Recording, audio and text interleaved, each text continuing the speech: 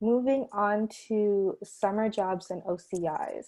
So these are students right now are also putting in their applications for these and expecting interviews soon. One thing on a lot of people's minds are how important is it for students to secure these positions? And maybe Jeremy, you can provide your insight on this. So I came from a bit of a different background of wanting to know that I wanted to practice criminal defense law at a very early age.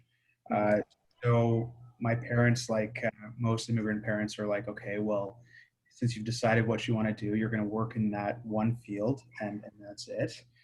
So I think since the age of 18 or 19, I just started volunteering at criminal defense firms. So by the end of my time at actually starting to look for articling, I had quite a few leads that I could fall back on.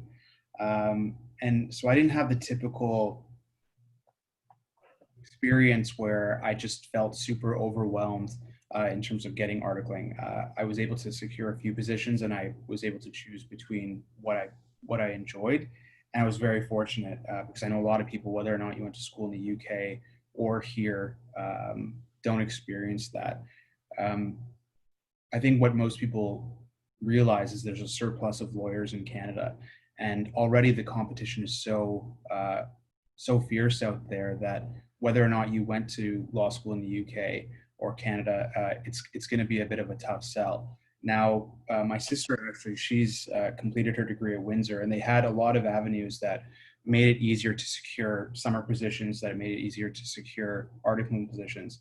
You have OCIs, you have these firms, attend your university, those types of vehicles. But coming from the background of being at a school in the UK and speaking to a lot of my friends, you really just have to, almost do stuff like cold calls or just knock on these firms' doors and have your resume in hand, have your transcripts in hand, and speak to them. But one thing I will say is that if you do kind of just keep at it, and as was mentioned earlier before, speak to the individuals in the area of law you want to focus in. Maybe they'll refer you to someone else. I experienced that, and you can really land a great position that will line up what you want to practice in the future.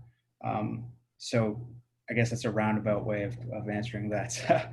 They are important for sure, but I do think that if you don't land an OCI or if you don't land that one summer position, that just suddenly bars you from getting an articling position that you can be proud of. Definitely. Would any of the other panelists like to chime in on that? Priya, you kind of look like you want to say some things. Same with Grace. My approach is also different. So I didn't participate in OCIs. What I did was, so I knew I was interested in health law, and I approached my current employer, who was also my articling principal and who I also did a summer fellowship with. I networked with her in my first year.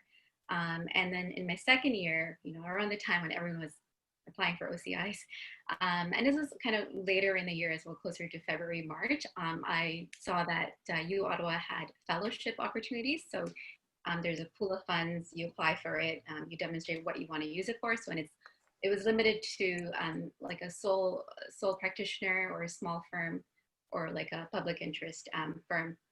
So that's what I applied to, and I was able to get that, and I used that towards working with her in the second year summer. At the same time, U Ottawa also had student proposed internships, so you create your own placement, and so I used that also I did that in the summer as well with an intellectual property firm, a small firm. So both of these things were just through networking. I emailed them, I connected with them on LinkedIn, and then I had a phone call with them or met up with them, and that's how I secured that. So I think there might be other options, even if an actual summer job is not possible. And for me, it worked out that I articled and I became an associate there as well.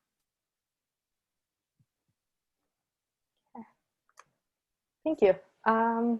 Does anyone else want to chime in? Grace, Yeah, so I can actually add on to what Priya had to say. I also went to Ottawa, so she spoke about a lot of the programs that they offer. But I actually went through the OCI process. I was unsuccessful, but I think it is important to have a summer job, but it doesn't necessarily have to be the typical kind of summer job that a lot of us think we need to have in our first year summer and our second year summer. There are a lot of options, including, so for example, like the student proposed internships, different types of fellowships. There are also a lot of research positions that professors offer. And I've noticed, especially during the past few months because of COVID, a lot of schools have committed funding to those positions. I know that there are also some firms that are doing like project-based work rather than like a full 4-month contract. They're doing just based on certain hours or based on different projects. Like I, in my second year, worked at my school's legal clinic, which again they participated in the Ottawa OCIs, but like they were still not your typical summer job. And I think if your school has these other clinic opportunities, I know Osgoode has a few clinics that a few of my friends are part of as well. So I think these are all your non-conventional kind of summer jobs that we don't always think are the summer jobs that we need to get.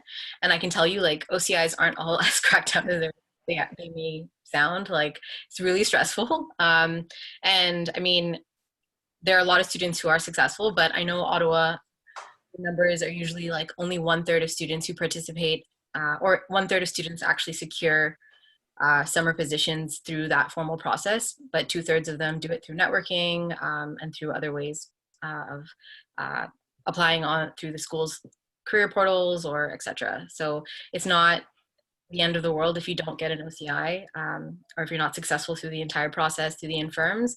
There are a lot of other options, because I can tell you that, like, I participated in both the summer and articling formal recruits, wasn't successful in both, but was able to find positions in the area of law that I actually wanted to work in. So yeah,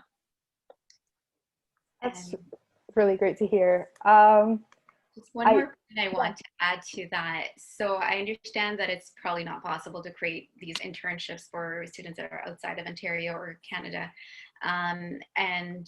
So I guess try to reach out to firms to see if they accept volunteer positions. So I know a friend who went to law school outside of Ontario. So she volunteered at a firm after second year. So that's a possibility. And some firms, and I know my employer, they are reluctant to take on volunteers. They'd rather do it through replacement. But yeah, just wanted to put that out there.